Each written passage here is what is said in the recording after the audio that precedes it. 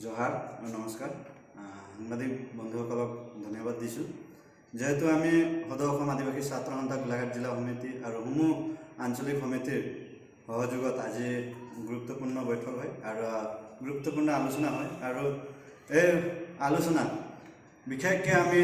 সৰুপথাৰ সমূহ জিলা অন্তৰ্গত যেহেতু আমাৰ বৰ্ডাৰ সমস্যা এই বৰ্ডাৰ সমস্যালৈ বিশেষকৈ আলোচনা কৰোঁ যেহেতু আমি বহুত দিনৰ পৰা দেখি আহিছোঁ আমি ইলেকশ্যনৰ সময়ৰ পৰা আমি এমএলএ বিধায়ক বা আমি প্ৰশাসনক আমি ৰাইজে হয় বা সকলো দল সংগঠন মিলি দুবাৰকৈ গণসমাৱেশ কৰিছিলোঁ যোৱা নৱেম্বৰ 2 তাৰিখ 25 চনত আৰু তাৰপিছত উৰিয়ামঘাট টাউনৰ মাজমজিয়াত আমি 4-11 তাৰিখত গণসমাৱেশ কৰিছিলোঁ তাত স্মৰণ পত্ৰ দিছিলোঁ আমাৰ বৰ্ডাৰ সমস্যালৈ আমাৰ বৰ্ডাৰ যেহেতু আমাৰ বৰ্ডাৰত নগা দুৰ্বৃত্তসকলে যেনেধৰণে আক্ৰমণ কৰি আছে যেনেধৰণে আগ্ৰহ হৈ আহি আছে সেই বিষয় লৈ আমি চৰকাৰক অৱগত কৰি আছোঁ তাৰ সত্ত্বেও চৰকাৰে একো মন কাণ দিয়া নাই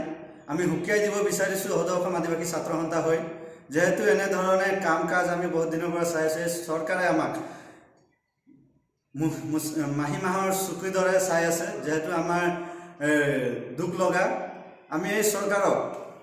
অনুৰোধ জনাইছোঁ যেহেতু আমাৰ যোৱা কেইদিনমানৰ আগত CRPFৰ কেম্পত যি নগা দুৰ্বৃত্তসকলে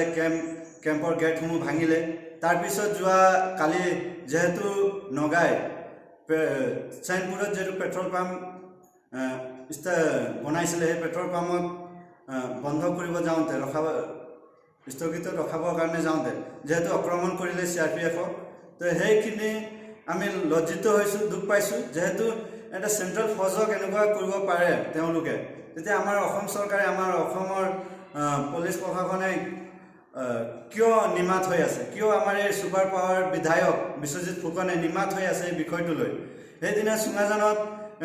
ইতিমধ্যে নগাসকলে নিউ লাইন ডিষ্ট্ৰিক্ট বুলি এখন গেট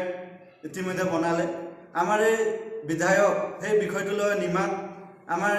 উৰিয়ামঘাট বনাঞ্চলত যি নগাই দুৰ্বৃত্তসকলে চাইনপুৰত যি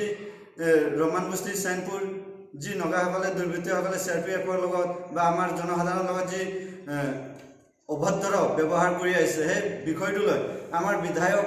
আমাৰ চৰকাৰে নিমাত কিয় আমি জানিব বিচাৰিছোঁ চৰকাৰৰ লগত এই বিষয়টো মাতিবৰ কাৰণে অনুৰোধ জনাইছোঁ আমি সকীয়াই দিব বিচাৰিছোঁ এনেধৰণে কাৰ্যকলাপ আমি সদৌ অসম আদিবাসী ছাত্ৰ সন্থাই নেমানো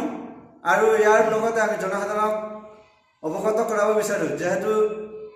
এই চৰকাৰৰ যি নীতি নিয়ম এই আমাৰ বিৰোধী দলসকলৰ লগত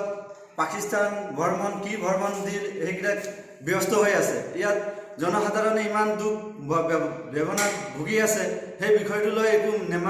মাত নেমাতে আৰু সিহঁতৰ নিজৰ পলিটিকেল ফাইদাৰ কাৰণে মানে সেইটা আগবাঢ়ি আহিছে সেই বিষয় লৈ আমি জনসাধাৰণক অৱগত কৰাব বিচাৰিছোঁ এইবাৰ যি ইলেকশ্যন আহিছে এই ইলেকশ্যনত আপোনালোকে সঠিক বিবেচনা কৰি আপোনালোকে ভোট গ্ৰহণ কৰিব তাকে কৈ আমি এই প্ৰেছ মিটৰ যোগেদি জনসাধাৰণক অৱগত কৰিব বিচাৰিছোঁ ধন্যবাদ।